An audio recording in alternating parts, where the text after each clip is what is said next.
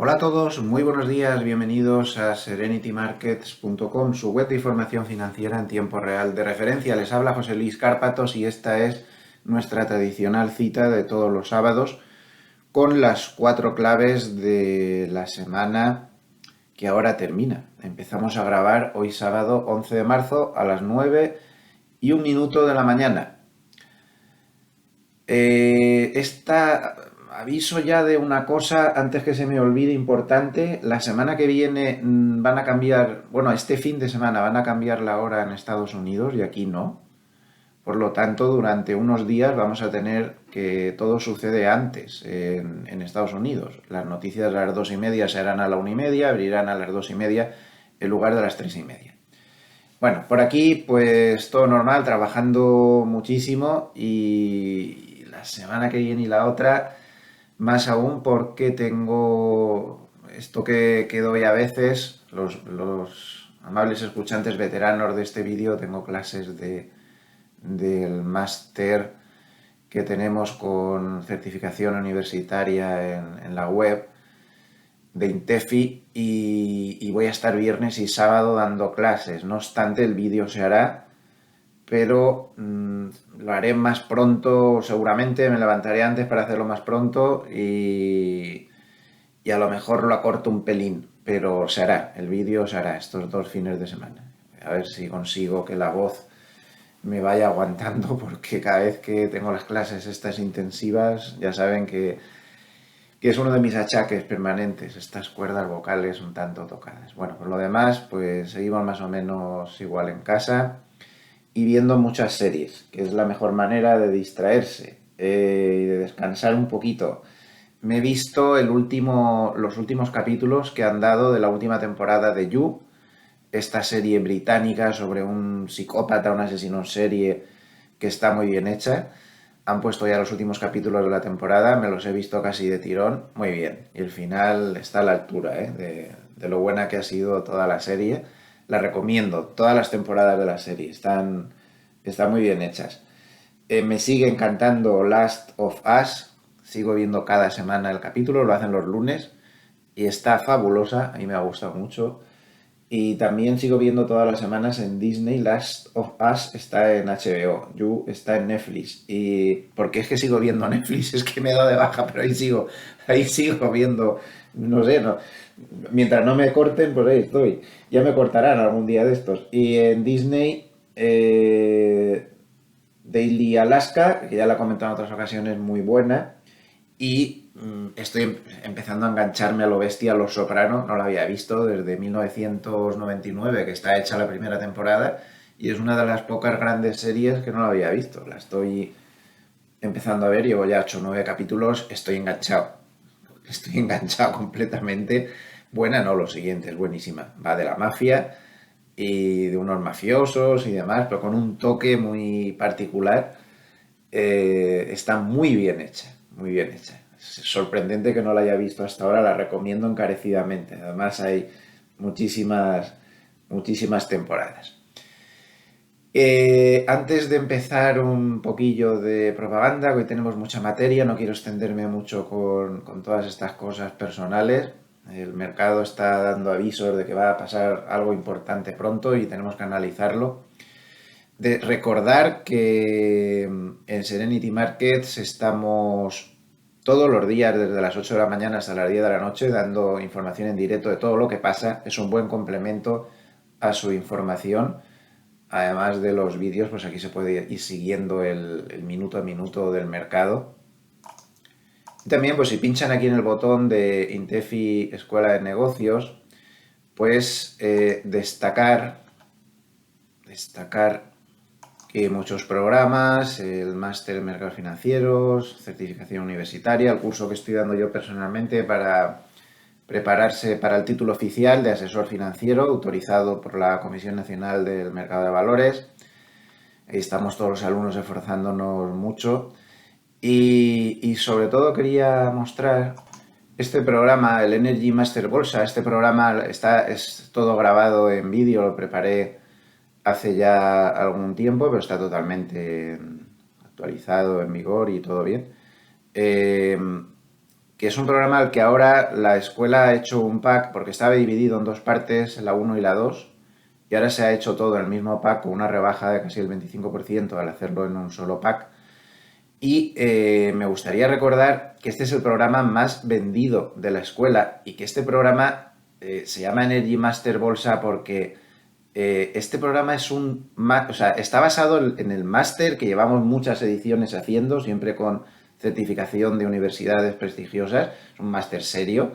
Pues este programa es un compendio del máster que está resumido en vídeos de 10 minutos para que todo el mundo pueda tener tiempo. Es un programa muy serio, está basado en el máster más grande que damos. Para las personas pues, que no tienen tiempo o que no pueden gastar demasiado, prefieren gastar menos.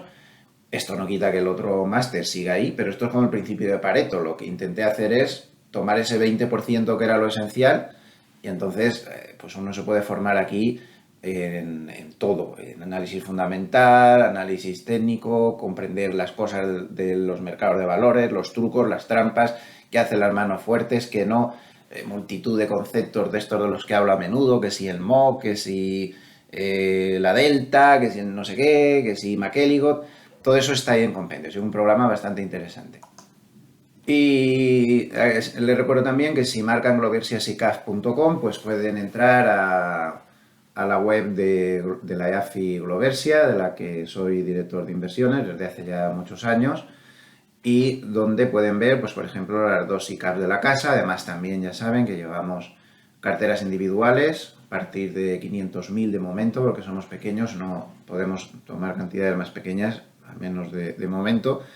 Y recordar pues un poco que nuestra filosofía de inversión en general, lo que aplicamos en la SICAF, pues somos una alternativa pues, para clientes moderados. No tomamos posiciones muy elevadas en ningún activo, salvo que consideremos grandes oportunidades, por lo que tampoco se nos puede comparar mucho a corto plazo con índices bursátiles ni nada de eso, porque no tenemos nada que ver con eso ni para bien ni para mal. Pero pensamos que a largo plazo la rentabilidad no será demasiado dispar y que vamos a reducir, de hecho lo estamos haciendo muy fuertemente, dramáticamente la volatilidad.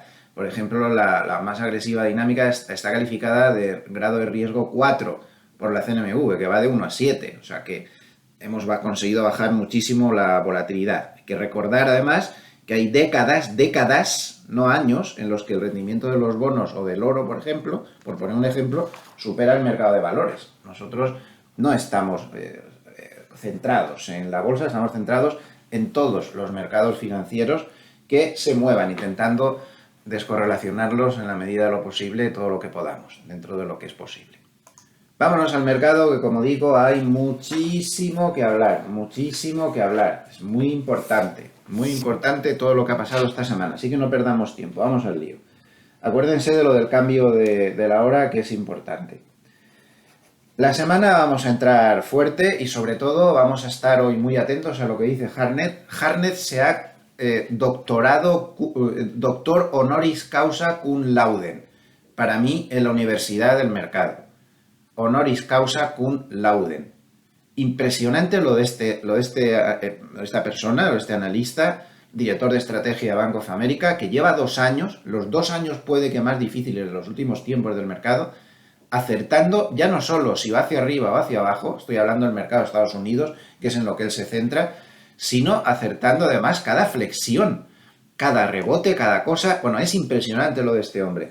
Hasta yo, que soy más hartnettista que nadie, llegué a dudar de él cuando la última vez dijo que cortos en 4.200, porque llegué a ver posibilidades y no estaba yo muy en lo cierto, precisamente, de que a lo mejor esta vez podía haber posibilidades de romper, no que fuera seguro, pero que podría haber posibilidades. Él estaba totalmente seguro que no.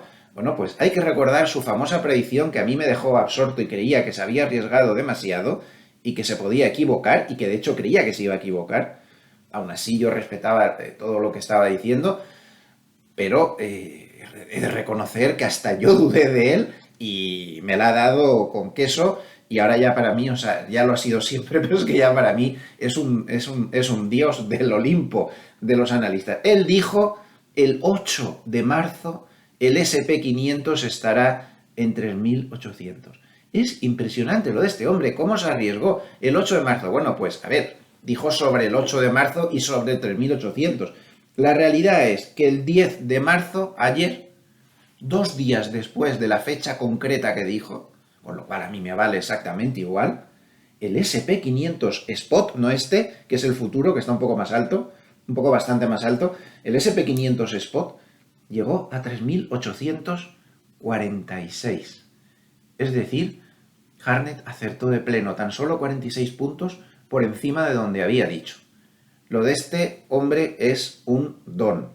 Así que hoy le vamos a prestar bastante atención porque está muy, a diferencia de la Reserva Federal y a diferencia de otros bancos de inversión que van, la Reserva Federal va detrás de la curva y hay otros bancos de inversión, no todos, que están muy despistados, Hartnett está absolutamente acertándolo todo y por lo tanto hay que prestar mucha atención porque está avisando sobre lo que viene ahora y esto es muy importante.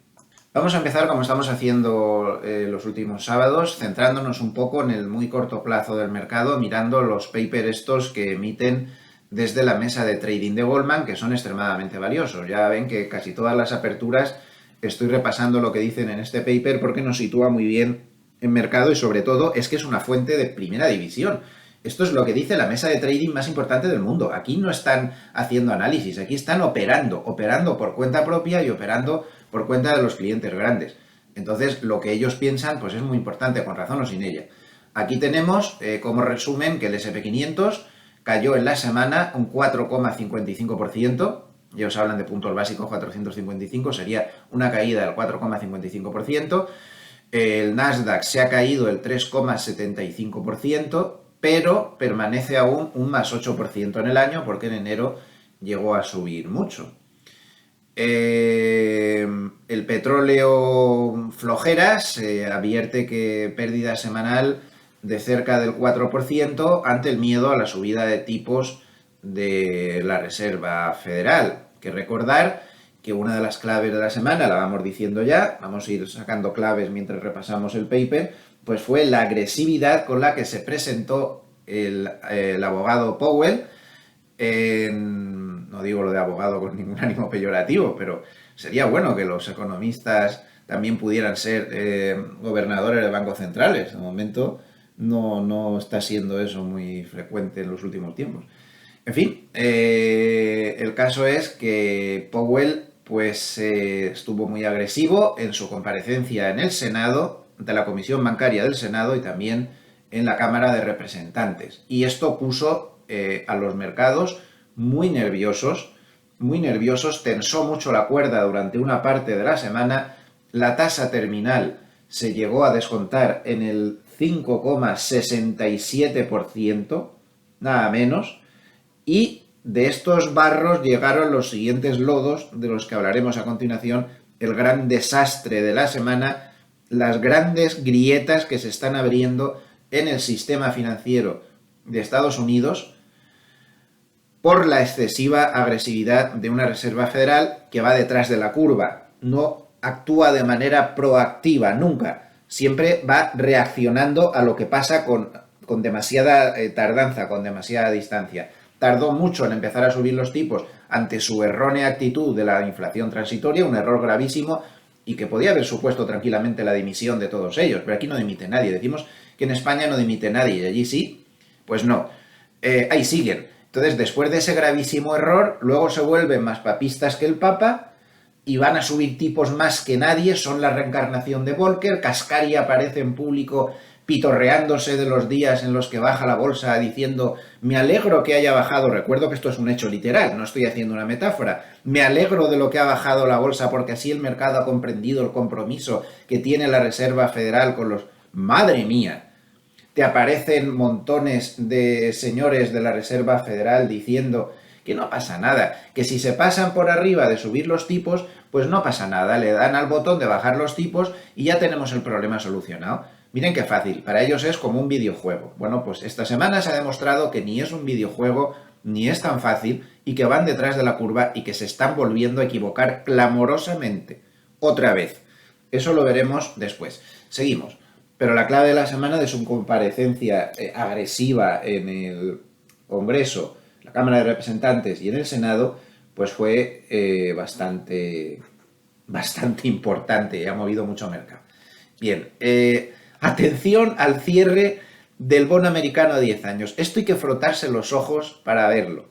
Si es usted un amable escuchante que solo ve este vídeo a la semana, que no sigue al mercado con regularidad, seguramente estará pensando, los de Goldman se han debido equivocar. Será 3,86 en lugar de 3,68. Han debido bailar los números. No, no han bailado los números.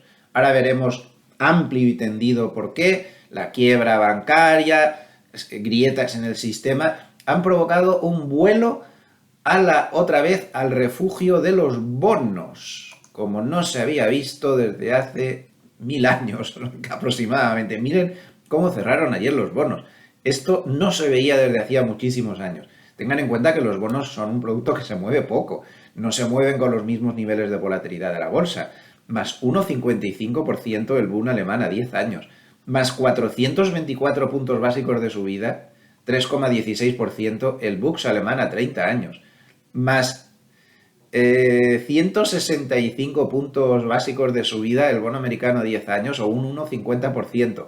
Es real, la cifra es esa.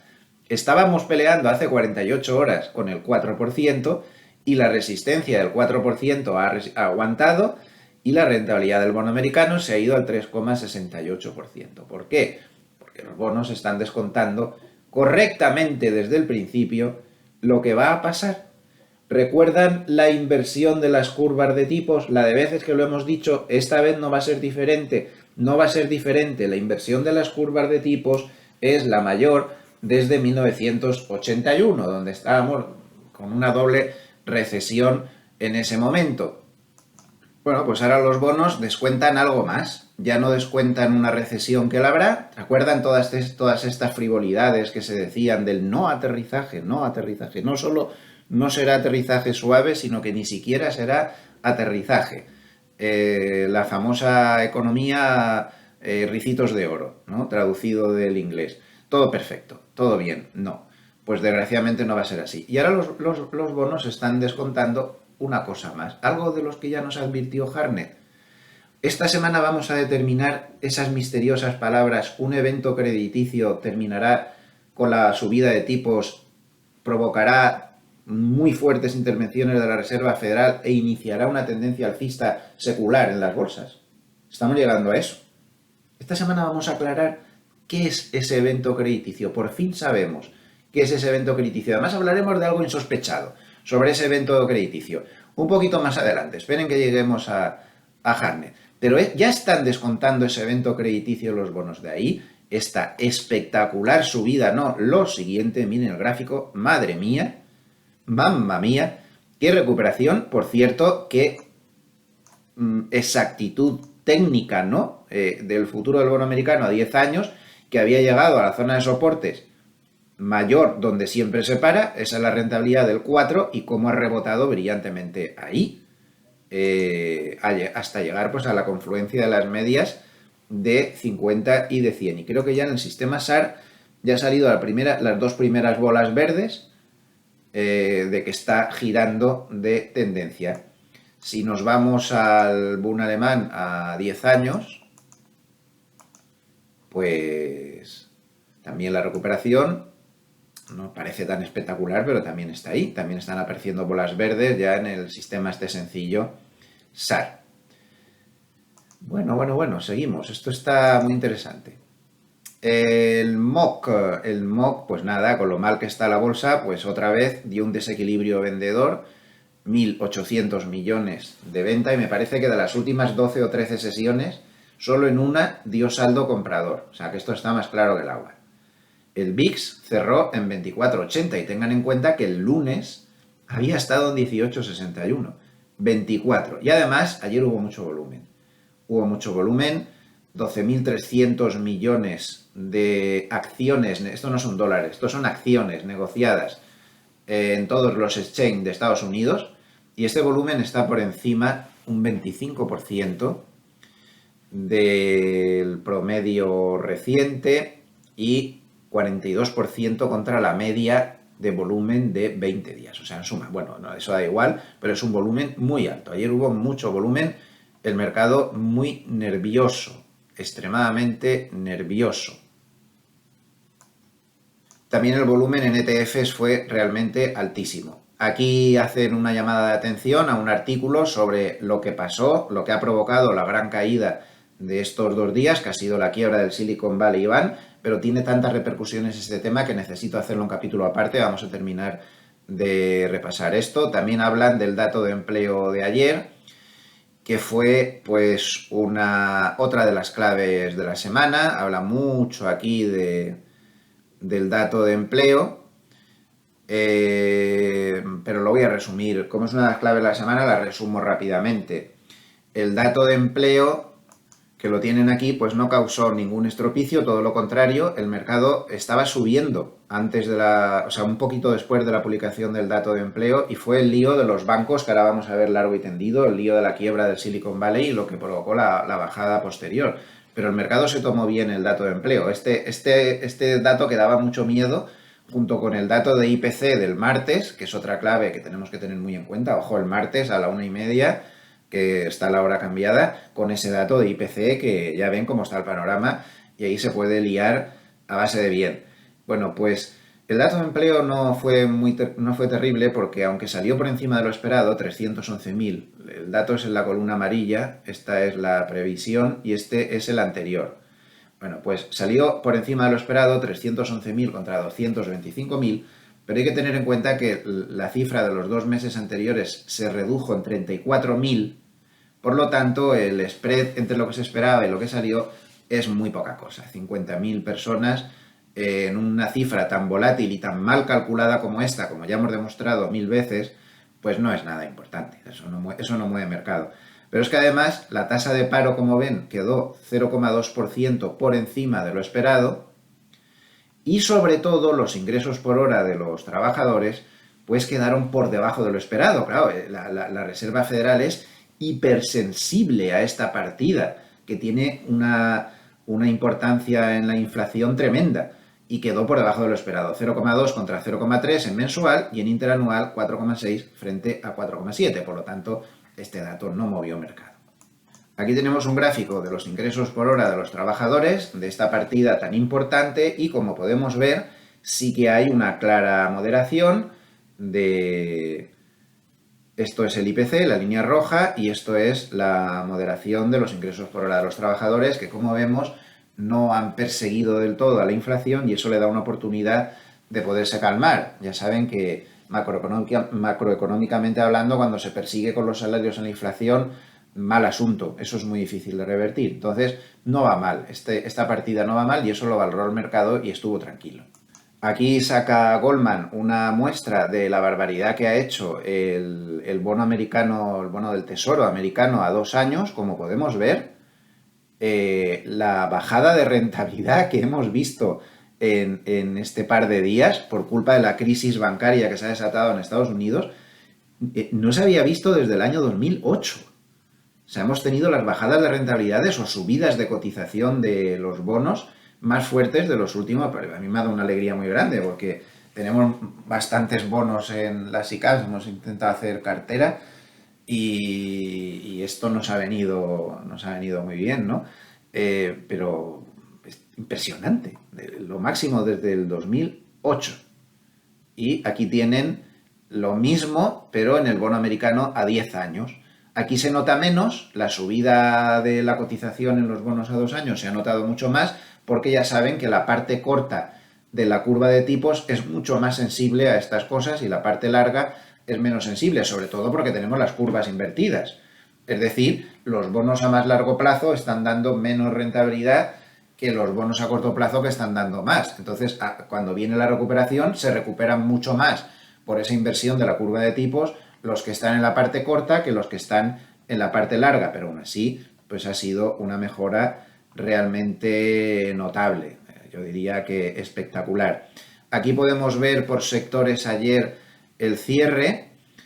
Estos son los mejores, no los peores, estos son los mejores. Los ADR de China se salvaron y fueron casi de lo único que subió ayer, con más 0,17, Y bueno, pues ahí tienen varios sectores más. Y los peores, pues fueron estos. Por ejemplo, infraestructura al menos 3,78.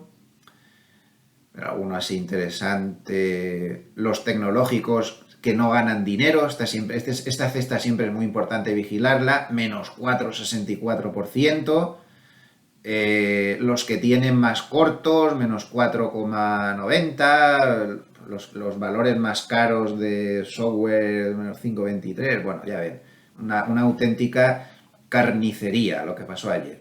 Aquí dice que lo que preocupó al mercado pues fue la segunda mayor quiebra bancaria en la historia en Estados Unidos, después de Lehman. El banco que ha quebrado no era un banco pequeño, tenía 200 y pico mil millones de dólares en activos y cerca de 171 mil millones de dólares en depósitos, ¿eh? O sea, no estamos hablando de ninguna broma.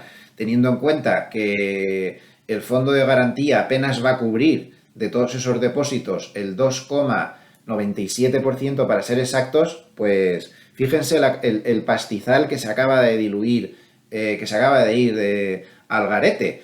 De hecho, ahora hablaremos a fondo de esta crisis, pero hay quien decía que como este fin de semana la Reserva Federal no se espabile y garantice el resto de los depósitos de este banco, el lunes podemos tener un disgusto. Ahora lo veremos, pero como ven, lo destacan mucho. Dice que este es el segundo mayor rally en los bonos americanos del Tesoro a 2 años desde el Black Friday en 1989. O sea, ahí queda eso, casi nada.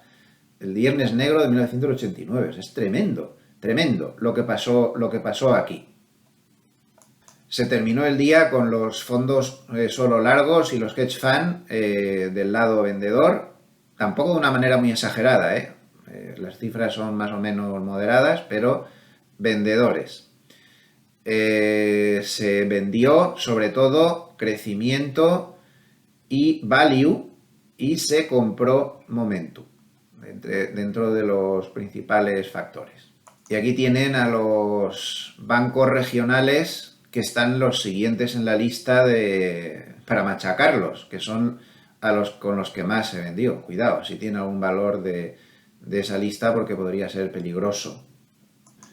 Bien, vámonos a la clave más importante de la semana, que ha sido la quiebra del Silicon Valley Bank y todas las cosas que acompañan a esta quiebra. La velocidad con la que quebró Silicon Valley Bank nos invita a la reflexión. Esta noche el Wall Street Journal decía que estamos hablando de un banco que tiene 40 años y que se ha venido abajo en solo 24 horas, con un rating además antes de la quiebra de triple B, es decir, estaba en rango de grado de inversión. Los bonos valen 0 24 horas después y estaban clasificados como rango de inversión.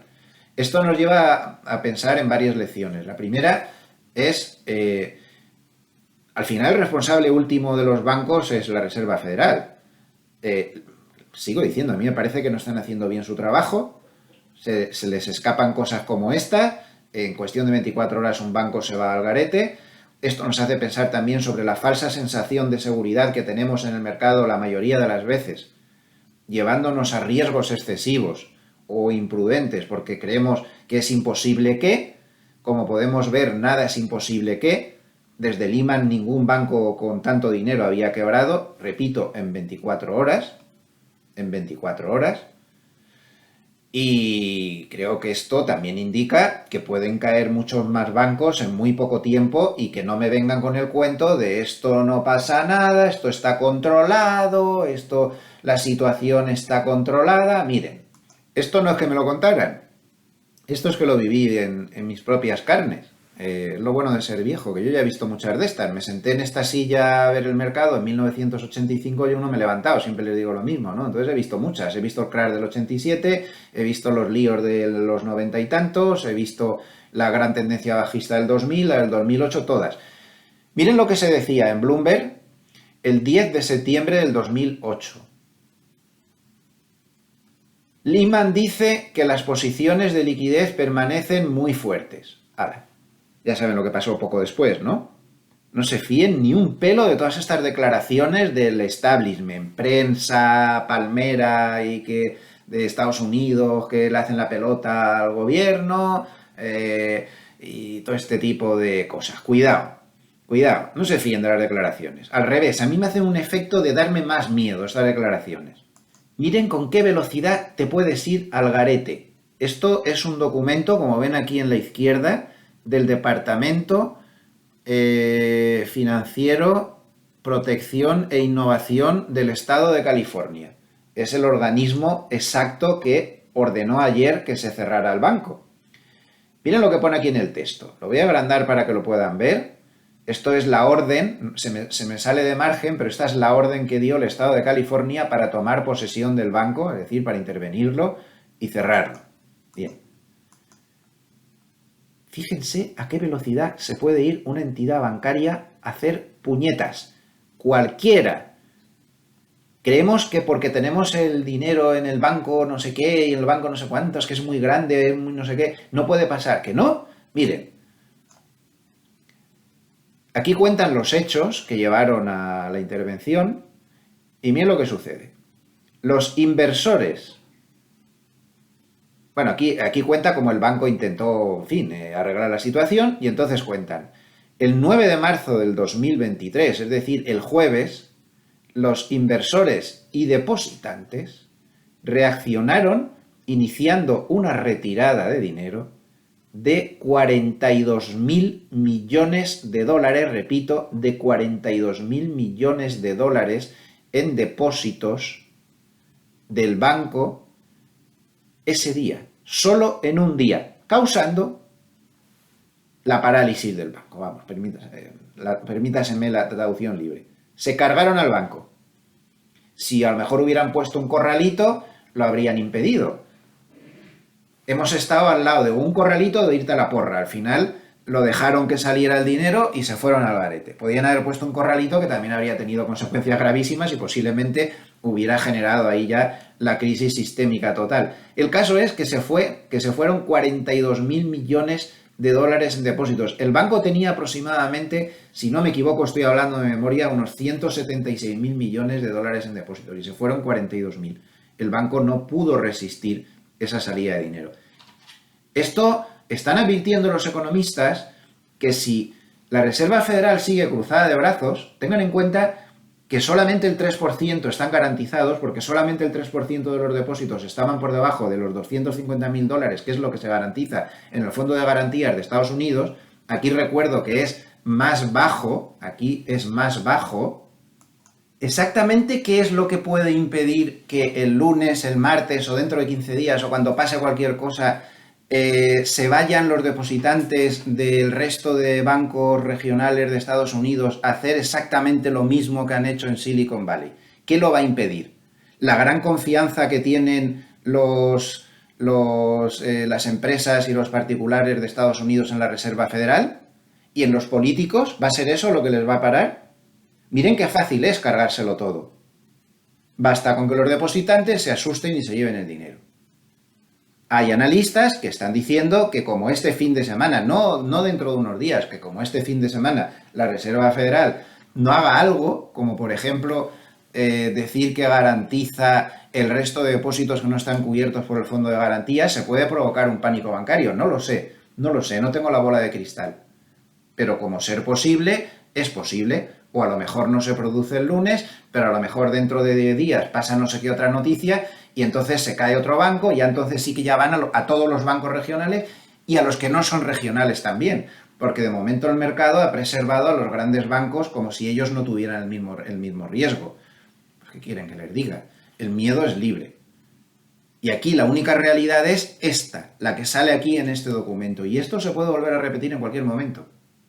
¿Y esto por qué ha pasado? ¿Por qué ha pasado? Pues hombre, el señor Powell supongo que estará reflexionando lo que pasa cuando uno sale hecho un brazo de mar a decir que ahora es más papista que el Papa y que va a subir los tipos de interés a donde haga falta, lo que sea, como sea. Caballero, esto no funciona así. Esto no funciona así.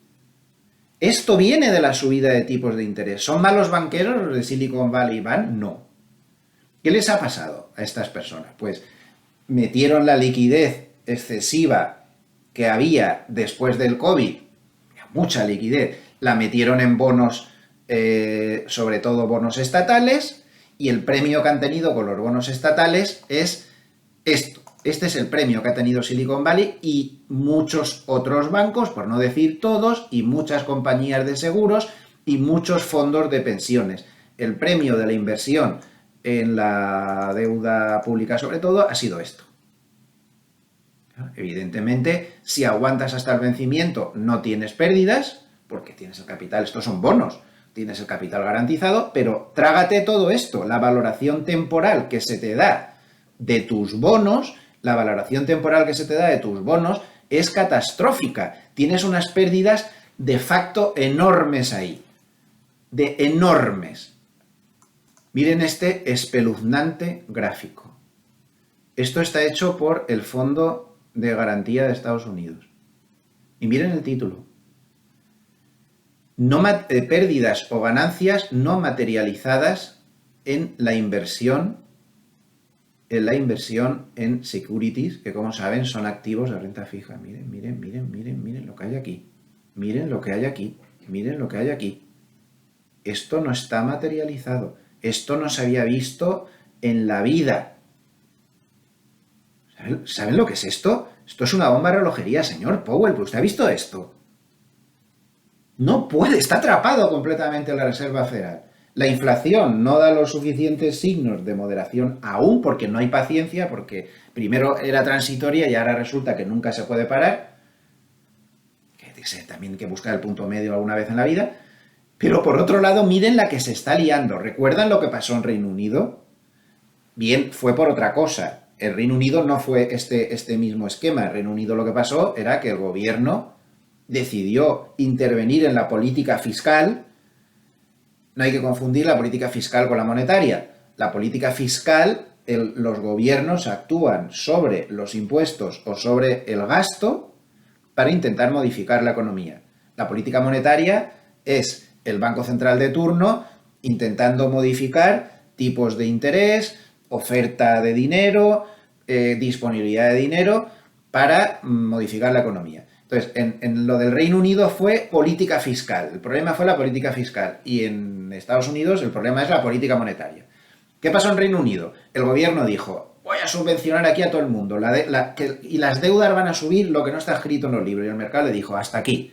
Y entonces empezaron a estar al borde de la quiebra fondos de pensiones. Y no se dijo nunca, pero les aseguro que también aseguradoras. Y muchos bancos también. Y hubo que intervenir y hubo que calmar, porque por mucho que hubiera todos los otros factores que queramos, no se puede dejar que quiebre el sistema financiero. Entonces sí que estás perdido. Te guste o no te guste. Ahora en Estados Unidos se está repitiendo exactamente la misma situación que en Reino Unido, pero por culpa de política monetaria, no de política fiscal. Lo que se está haciendo es que se está subiendo los tipos de interés excesivamente, demasiado rápido. Todo tiene un límite, había que subirlos, evidentemente, pero ahora también tiene un límite esto por arriba, porque si sigues, haces quebrar de nuevo a las compañías de seguros, a los fondos de pensiones y a los bancos. Pero así de claro, porque tienen esas pérdidas brutales acumuladas ahí, no las pueden resistir, y los vencimientos pues son a bastante de tiempo y no pueden resistir esto. E insisto, ahora estamos viendo bancos regionales, pero este mismo problema lo tienen todos los bancos, la mayoría. Y vuelvo a repetir, compañías de seguros y fondos de pensiones, que no se nos olvide de lo que estamos hablando. Y ahí tienes las grietas en el sistema. Claro, además, a esta gente de Silicon Valley les sale otro problema. Estamos, venga a decir, es que la subida de tipo de interés a los bancos les viene muy bien porque sube el margen financiero. ¿Y cuántas veces no les habrá dicho un servidor? Que para un acierto tengo que presumir de ella. ¿Cuántas veces no les he dicho? Sí, hombre, hasta cierto punto, porque te subirán el margen financiero todo lo que tú quieras, pero si por otro lado estás teniendo unas pérdidas alucinantes, miren el gráfico, en tu cartera de bonos, el margen financiero de poco te sirve. ¿De qué le sirvió el margen financiero al alza a Silicon Valley Bank cuando además los clientes les pedían o me subes los tipos de interés de los depósitos o me voy o me llevo el dinero? Y claro, Silicon Valley Bank no podía subir mucho los tipos de interés del dinero porque su margen, su posición de liquidez se estaba viendo muy mermada por las pérdidas que estaba teniendo, por la subida de tipos de interés. O sea, fíjense qué mecanismo diabólico desencadena una subida excesiva de los tipos de interés. Al final esto es muy fácil de entender. Si tú no subes los tipos de interés, la inflación se te desmanda. Pero, señores de la Reserva Federal, señores del Banco Central Europeo, los tipos se suben cuando tú, por las perspectivas, ves que la inflación va a subir y te intentas anticipar a la curva no yendo detrás de ella. Y ahí es donde tienes mucho efecto. Pero cuando vas detrás de la curva reaccionando a las cosas que van pasando en lugar de ser más proactivo, pues te pasa esto.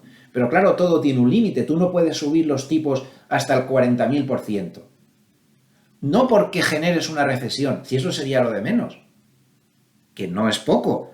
El problema no está ahí, el problema está en que te cargas el sistema financiero tal y como está montado hoy en día. Pasó en el Reino Unido y está a punto de pasar en Estados Unidos. Miren dónde está el problema. Fíjense el nivel de reservas que tienen los bancos pequeños en Estados Unidos ahora mismo. Se han quedado sin reservas. No tienen reservas para una situación tan delicada como esta. Los bancos grandes, que es la línea azul, pues aún mantienen un nivel de reservas mucho más bajo del que tenían, pero aún tienen un nivel de reservas donde pueden aguantar un poco bastante. Pero los bancos pequeños, con todos estos problemas por la subida de tipos de interés, que ya es excesiva, más que la subida excesiva es lo que ellos están anunciando que provoca un efecto psicológico de que los tipos se van a ir a no sé dónde. Se han quedado sin reservas. ¿Qué va a hacer ahora? ¿Qué vamos a hacer? ¿No pasa nada de verdad? ¿Nos tranquilizamos porque no pasa nada? ¿Vamos a convencer a los depositantes de que no se lleven el dinero? Pues como vean este gráfico, se lo van a llevar antes. Y claro, es que la subidita de la marinera. Es que fíjense aquí todas las subidas desde el año 1983, este gráfico de banda que está muy bien hecho, a la velocidad a las que han ido las subidas. Nunca desde el 80 y tanto se había visto una subida a esta velocidad y aún quieren llevarlo hasta aquí. Claro, esto está haciendo crujir las cuadernas del sistema financiero porque se va demasiado rápido. Se podría ir hacia un tipo más alto, se puede, pero más lento. Este es un fallo estratégico de cajón que está cometiendo la Reserva Federal. ¿A dónde va corriendo tanto? No le hace falta. Todas esas amenazas de Powell que han hecho subir las expectativas de que en marzo iban a subir 50 en lugar de 25, es decir, acelerar la velocidad, miren qué consecuencia ha tenido. Es que ahí está, es que es causa-efecto totalmente. Pues vamos a ver, de la Reserva Federal depende. Si la Reserva Federal se toma en serio esto y toma algún tipo de medidas alternativas a nivel técnicas de bancos y demás para calmar esto un poco, pues bueno, pues se contendrá la crisis, pero como se pongan de espaldas, se puede montar y buena. Se puede montar y buena, así que muy atentos a la actuación de la Reserva Federal en los próximos días. Y claro, en el sectorial bancario europeo pues también se ha pasado muy mal. El Credit Suisse, que ya saben que era el banco con más peligro ahora mismo en Europa, puede ser un popular de los Alpes perfectamente, pues los Credit Default Swaps, es decir, la prima de seguro que se paga para cubrir la quiebra de una cartera de 10 millones, parece que es, 10 millones de euros, pues miren a dónde se ha ido. Está subiendo muchísimo y es porque el mercado considera que hay riesgo. Cuidado con decir, es imposible que un banco así quiebre. Miren lo que ha pasado en Silicon Valley, ¿vale? Este es más grande. Pero es que aquí cualquier torre puede caer en cualquier momento. Ya lo han visto. Les recuerdo el documento ese que han visto. ¿Recuerdan esas salidas masivas de dinero que también ha tenido Credit Suisse, que lo pusimos en un gráfico aquí? Bueno, pues ustedes mismos. Y miren aquí la evolución de los bonos, por ejemplo, de Silicon Valley a 10 años. Tú estás tan tranquilo. Bueno, te están dando un descuento del 20%, 15%, bueno, están mal, los bonos estaban mal, llevaban ahí un par de días cayendo, habían estado muy tranquilos hasta el día 8, estaban a un 90%, y de repente, flash, flash, flash, flash, flash, flash, y aquí falta el flash final, tus bonos se van a la porra y tus bonos valen cero. Los accionistas y los bonistas de Silicon Valley Bank lo han perdido todo. Aquí podemos ver en este gráfico cómo la subida constante de los tipos de interés tan acelerada era un lastre constante para los bancos regionales. Este es el ETF de bancos regionales de Estados Unidos, el KRE, y como ven, todo ese proceso de subida de tipos pues ha hecho que bajaran, y conforme se aceleraba este último tramo de aceleración de subida de tipos, este es el bono americano a 2 años, como los bancos regionales, aceleraban caída hasta que ha empezado aquí a petar todo bicho viviente. Y aquí se ve la peligrosa fuga de depósitos que están teniendo los bancos por este fenómeno que les digo. Su margen se erosiona a pesar de lo que se pueda creer por las pérdidas en los bonos, por las subidas de tipo, los clientes aprietan más con los depósitos, la cosa no va tan bollante como parece, los depósitos empiezan a irse y provocan pues las cosas que hemos visto, porque el tipo de interés pues está muy alto y lógicamente pues les demandan más tipo de interés. Otra clave de la semana, aparte de esta de los bancos, que ha sido importantísima, la más importante, yo pondría en titulares: se abren las primeras grietas en el sistema financiero con peligro de riesgo sistémico por culpa de la subida de tipos de interés, pues es lo que hizo el Banco de Canadá. El Banco de Canadá ha frenado la subida de tipos. Y esto ha sido muy importante para la comunidad inversora. ¿Por qué ha sido muy importante? Pues porque el Banco de Canadá tiene la característica de que se suele anticipar más o menos a lo que hace la Reserva Federal. Como ven, ambos bancos, en vez de estar la Reserva Federal en negro, el Banco de Canadá, ambos bancos suelen llevar una trayectoria muy parecida y esto ha llevado a pensar a los operadores que si el Banco de Canadá está calmándose, la Reserva Federal seguramente se podría calmar en breve. Otra clave de la semana, de la que se ha hablado poco en los medios, pero que a mí me ha parecido realmente muy importante, pues esto sí que tuvo mucho comentario en los mentideros de banca privada y demás, es esta publicación que hizo la Reserva Federal de Nueva York de un índice que tienen que calcula la presión de la cadena de suministros. Vamos, los famosos cuellos de botella. Entonces, como podemos comprobar, por primera vez desde el COVID, el índice de presión de la cadena de suministros de la Reserva Federal de Nueva York está en la normalidad. Está por debajo de cero, como podemos ver. Se acabó. Los cuellos de botella ahora mismo no están siendo un problema grave para presionar a la inflación. Esto es realmente favorable, porque la inflación se inicia no por un shock de la demanda, ni de coña, esta vez no, sino que se inicia por un shock de la oferta. La oferta se restringe, unos cuellos de botella terribles, como indica este indicador, y se disparan los precios de producción que acaban por contagiarse a los precios normales, al IPC. Y esto ahora se ha solucionado, no es una cuestión menor precisamente. Esto la Reserva Federal, que va medio ciega y no se fija en nada, parece que tampoco lo tiene en cuenta.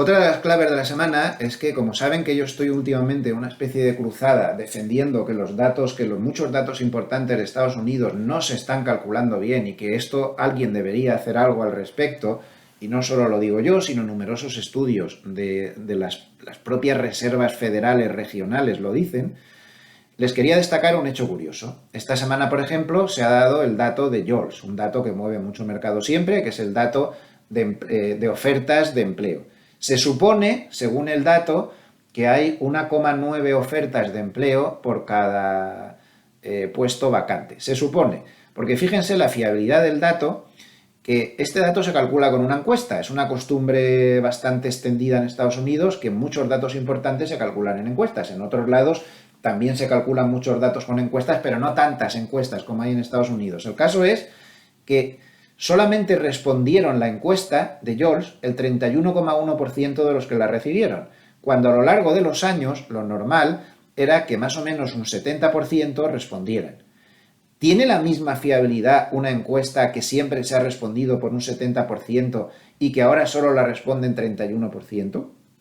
Pues a lo mejor estadísticamente y científicamente sí, pero ¿qué quieren que les diga? A mí, que soy un poco de la cáscara amarga y que veo cosas muy raras en los datos, últimamente, pues esto me hace sospechar. Me da a mí la sensación de que cada vez hay más hoja Excel que dato real a la hora de calcular las cosas y demasiadas estimaciones y ajustes estacionales desproporcionados. Los ajustes estacionales son imprescindibles para poder presentar las series de datos con un poco de coherencia, pero tampoco te puedes exceder ni quedarte corto, los tienes que hacer en su justa medida. Ahí dejo el dato, cada uno que piense lo que crea conveniente.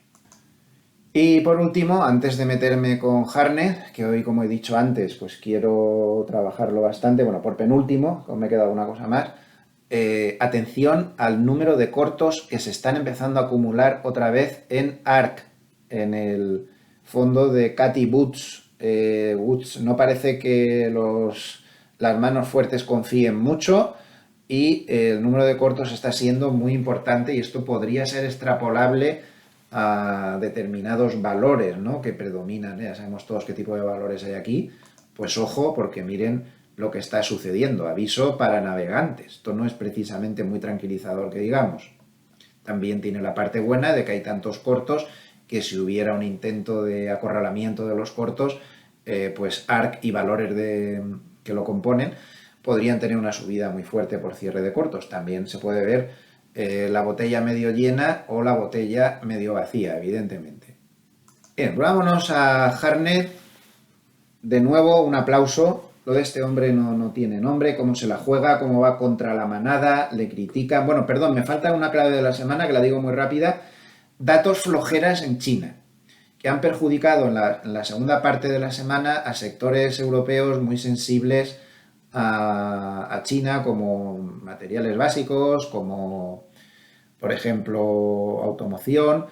El gobierno hizo una previsión de Producto Interior Bruto que defraudó al mercado, 5% cuando se esperaba 6%, y luego salió un IPC un poco raro con un 1% solamente cuando se esperaba un 1,9%, y se interpretó en clave pues como muy bajista, ¿no?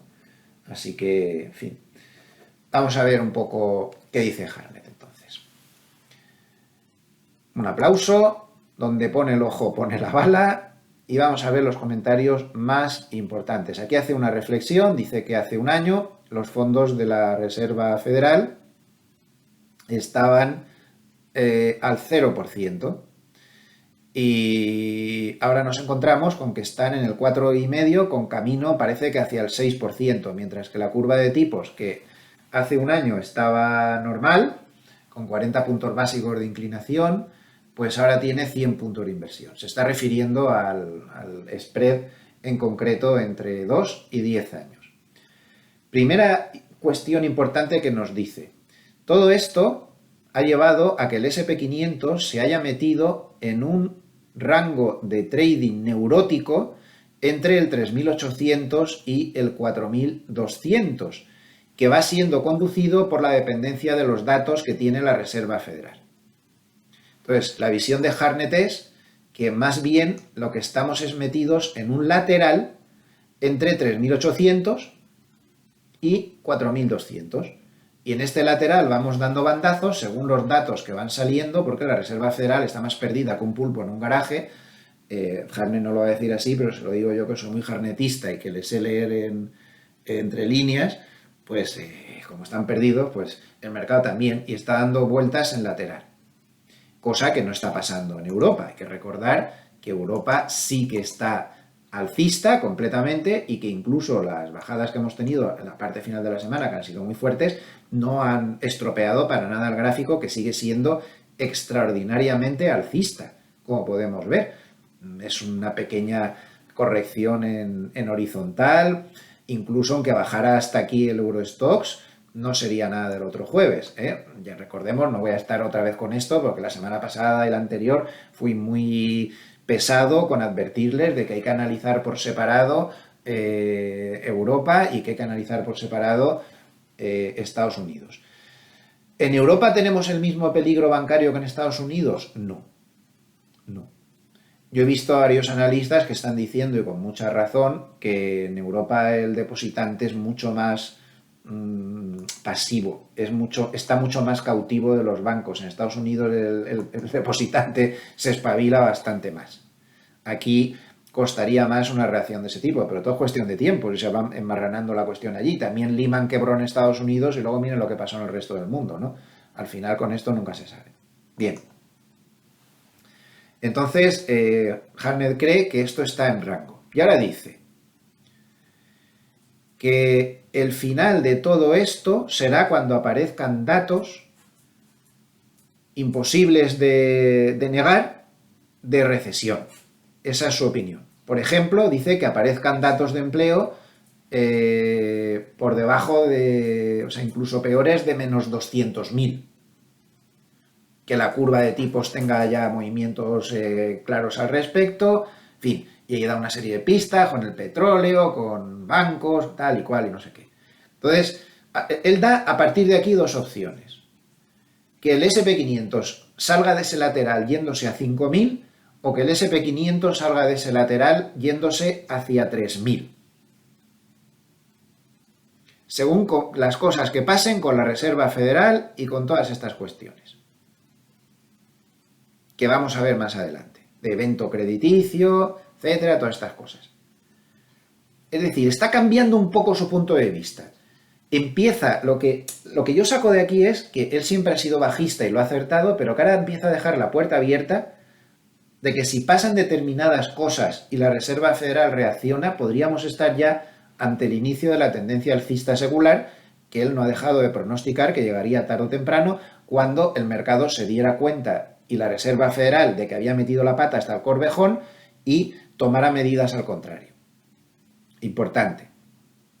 Claro, aquí reflexiona, me salto algunos párrafos, dice, hace un año los fondos de la Reserva Federal, los tipos de interés estaban al 0%, pero después de 290 subidas de tipos de interés de los bancos globales, 425 subidas en los pasados 2 años, dice, es que es verdad. Por sentido común, esto no puede ser el preludio de una economía Goldilocks, es decir, una economía ricitos de oro.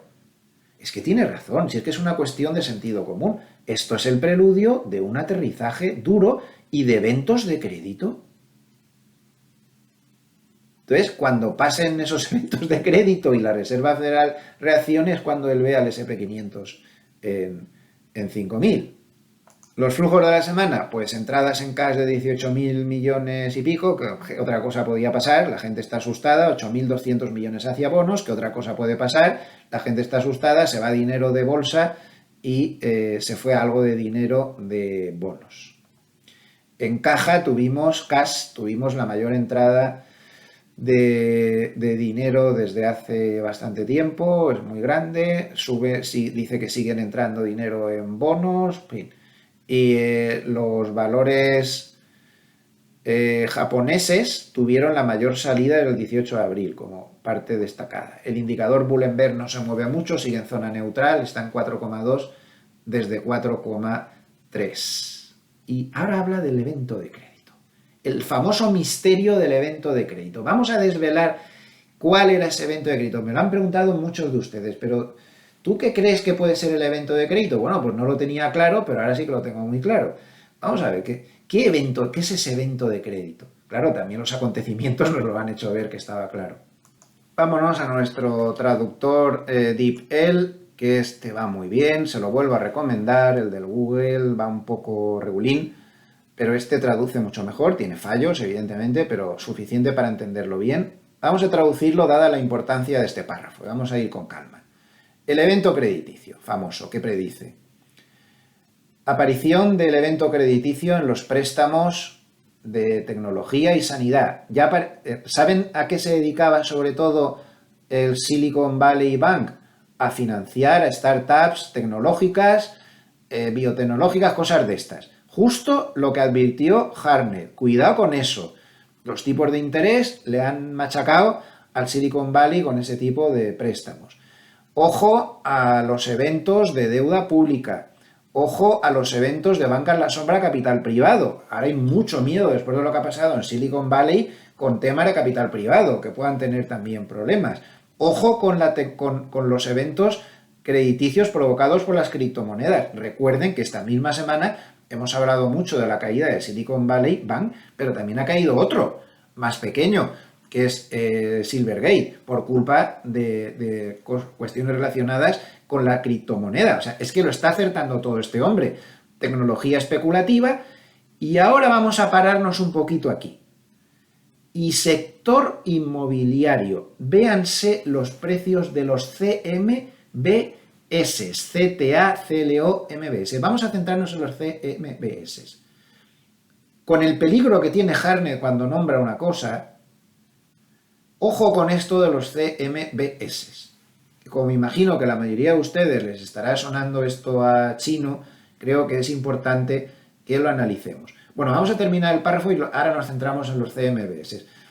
Hay tantos catalizadores potenciales para un evento de desapalancamiento sistémico que desencadene el pánico. De hecho, él escribió esto el jueves, el día antes de que quebrara Silvergate, el otro, Silicon Valley. Y acertó. Un banco dedicado a la mayoría de estas cosas. Acertó. Dice, hay tantos factores que pueden desencadenar el pánico que la fuente del evento es irrelevante. Y recuerda que esto ya pasó con los bonos británicos en el 2022, que dice, ¿quién iba a pensar que los bonos ingleses iban a tener ese evento crediticio, no?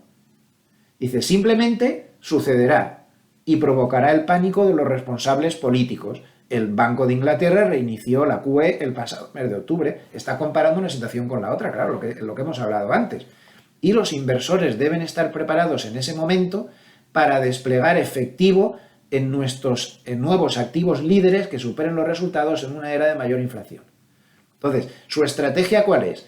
Que va a aparecer el evento crediticio y con lo que ha pasado con Silicon Valley, da la sensación de que está acertando de pleno y cree que en el momento en que la Reserva Federal reaccione al evento crediticio para intentar pararlo, no solo no será un problema, sino que si selecciona bien donde uno se mete, puede ganar mucho. Eso sí, advierte que evidentemente, como la Reserva Federal va a tener que reaccionar al evento crediticio, la inflación se va a quedar más alta de lo esperado. Por lo tanto, tendrán que ser activos que vayan bien en eras de mayor inflación. Eso es lo que dice. Y ahora vamos a prestar atención a los CMBS. De Zero Hedge, que lo explica a las mil maravillas. Es un artículo, bueno, le he dado al Google para traducir, se llama así. Bueno, creo que esto solo sale en el Premium. Yo que estoy suscrito aquí en el Premium de Zero Hedge. Pero bueno, como muchos de ustedes no lo estarán, no pueden entrar ahí. Se lo voy a explicar un poco. Aquí lo explica muy detenidamente. En esencia, estos CMBS son son activos sobre hipotecas inmobiliarias. Acuérdense la que ya se lió con los activos que había sobre hipotecas subprime, ¿no? La que se lió ahí. Si pongo en el Google CMBS, ¿qué es? Miren la primera que me sale. Commercial Mortgage Backed, según sus siglas en inglés, son bonos de titulación hipotecaria respaldados por inmuebles destinados a... Y aquí se me corta. Bueno, pues en concreto, los CMBS, como explica muy bien Zero Hedge en este artículo, el respaldo que tienen de esas hipotecas suele ser casi todo oficinas. En general, aquí lo pone, están centrados en oficinas. Claro, ¿cuál es el problema? Lo analiza muy bien Zero Hedge aquí, que desde el COVID el teletrabajo en Estados Unidos ha ganado muchísimo terreno, en Estados Unidos y en muchos otros sitios, no se está volviendo en una buena parte a las oficinas, ya en medio de una crisis inmobiliaria que con los tipos de interés tan alta tampoco la gente compra muchas oficinas porque las hipotecas para financiarlas están por las nubes y encima es que hay muchísimo espacio vacío, hay un exceso de oferta porque la tasa de ocupación está muy baja. Fíjense aquí lo que dice algunas ciudades, por ejemplo, la tasa de ocupación promedio en Austin, Texas, es del 66% de los niveles previos a la pandemia.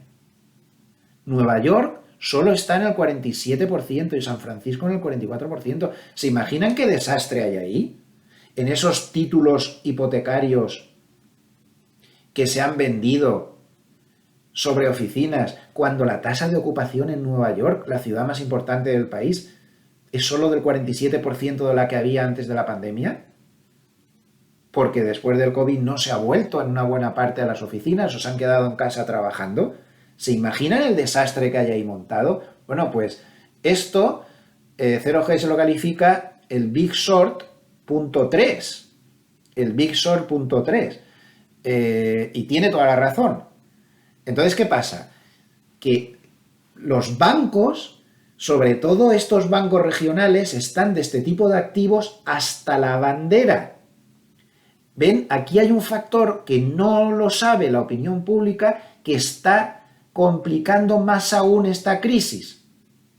Y es que los bancos están muy expuestos a este activo, pero especialmente estos bancos regionales lo están muchísimo más. Y esto no vale nada, porque este mercado se está yendo al garete en Estados Unidos, por todos los factores que estamos comentando. Miren cómo Harness se ha dado cuenta del tema y lo nombra específicamente y de hecho le dedica un chart, que es el número 9, vamos a verlo. Chart 4, chart 5, chart 6, 8 y 9. Miren qué batacazo se está metiendo el ETF de CMBS. Qué batacazo se está metiendo. Es impresionante. Hay un ETF que es un REIT y que está centrado sobre todo en mercado oficinas, que es este. Es este ETF, el VNO, Vornado Realty Trust. VNO. Miren qué batacazo se está metiendo esto. Miren. No solo no ha recuperado como Europa el nivel previo de la crisis, no solo no ha remontado un poco, como al menos ha intentado el SP500 y el Nasdaq, es que miren lo que pasó desde el COVID. En el COVID estaban aquí estos activos de titulación hipotecaria, o en este caso son REIT directamente, que tienen oficinas. Miren qué desastre. No solo no se recuperan, sino que están en mínimos mucho más profundos que los que hubo después del COVID. No se les ocurra meterse, yo no doy recomendaciones, pero sí que doy opiniones. Mi opinión es que hay que huirle como si fuera el diablo a esto. Por mucho que haya caído, aún puede caer mucho más. Y de esto están hasta las trancas todos estos bancos que están empezando a tambalearse. Y eso no está saliendo en los periódicos, pero Harness sí que lo ha visto. Esto puede provocar un evento crediticio muy grave, este tipo de activos. Y podría también provocar la reacción de la Reserva Federal. Así que atención a partir de ahora con eso de los CMBS. No lo dejen pasar cuando salgan los comentarios al respecto, lo vean por ahí en la prensa, porque es muy importante seguirlos. Luego Harness reflexiona que guerra y salarios al alza pues igual a inflación. Dice que Estados Unidos, por ejemplo, propone pagar 5,2% de subida a los empleados del gobierno. Los sindicatos piden el 8,7%. Como Reino Unido ha perdido muchísimos días de trabajo por las últimas huelgas y demás historias, y que las huelgas continúan en Reino Unido y Francia. Mayor nivel de horas de trabajo perdidas en Reino Unido por las huelgas desde el año 89. En Alemania los salarios están subiendo el 5,3% en el 2023. En Japón los sindicatos piden 4 o 5% de subidas. Nunca habían pedido eso desde 1990. Bueno, pues ya ven cómo está el panorama y él piensa que la inflación va a seguir alta durante bastante tiempo. Y por último, hasta aquí sus comentarios de estrategia, que como ven son muy interesantes y muy jugosos en esta ocasión. Les recuerdo, Harness no nombra en vano los CMBS. Cuidado, CMBS, cuidado.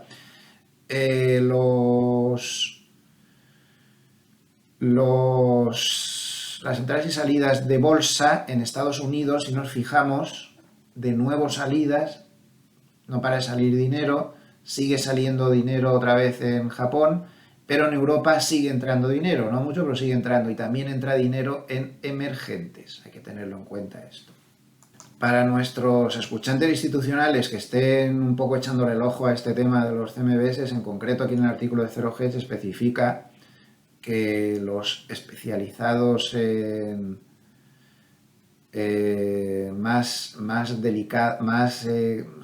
dedicados al tema de oficinas y con mayor convexidad, lo pone por aquí, la serie S15 CMBX S15, ahí dice que está el 33% de todos los préstamos expuestos al sector de oficinas. Bueno, esto ya es muy técnico, pero bueno, lo digo porque hay muchos amables escuchantes institucionales que están muy atentos. En CMBS no solo hay oficinas, también hay otras cosas, centros comerciales, está todo ahí mezclado, pero en concreto ahora mismo en el sector de oficinas, los que están más especializados en el sector de oficinas, los que más van a sufrir, así que estemos atentos.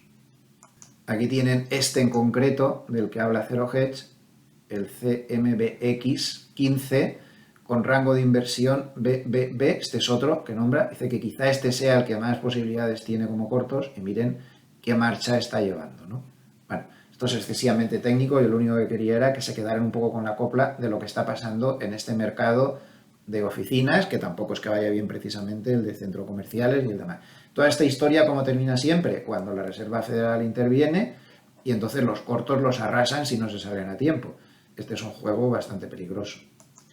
Pues hasta aquí llegamos hoy. Recordarles que le viene muy bien al canal, si les ha gustado este vídeo, un like y sobre todo que se suscriban al mismo si aún no lo han hecho, porque nos mejora mucho la posición en el algoritmo, nos permite crecer y poder destinarle más medios a todo esto. No quiero despedirme sin recordarles que una vez aclarado todo esto, después de 1 hora y 10 minutos, no me hagan ningún caso, se lo pido por favor. Yo no soy nadie y me equivoco constantemente. Lo único que he pretendido es despertarles ideas, despertarles hechos que posiblemente pues, no conocieran o no habían pensado en ellos, o darles mi opinión, que suele estar frecuentemente equivocada, pero por lo menos ayudarles a hacer su propio análisis, que es el único que vale. Ese sí que es el único que vale, no hagan caso ni de mí ni de nadie. Hagan solo caso de su propio análisis, que es el mejor siempre, sin ningún género de dudas, adaptado un poco pues, a su situación.